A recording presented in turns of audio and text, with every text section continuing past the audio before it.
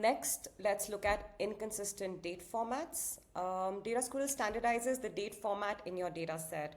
For example, some of your dates entered are in DDMMYYYY format and the others are in MMDDYYYY. Without cleaning the data set, you won't be able to create a proper timeline chart. DataSquirrel fixes this by ensuring all dates follow a single consistent format. As you can see in this data set, DataSquirrel has identified 4 different date formats, and these are the counts mentioned for each right here.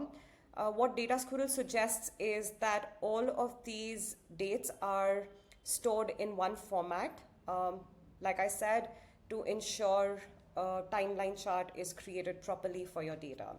Trust me when I say this, DataSquirrel's algorithm for detecting unusual date formats is solid. Many BI platforms can't even detect date columns properly, let alone standardizing them for analysis.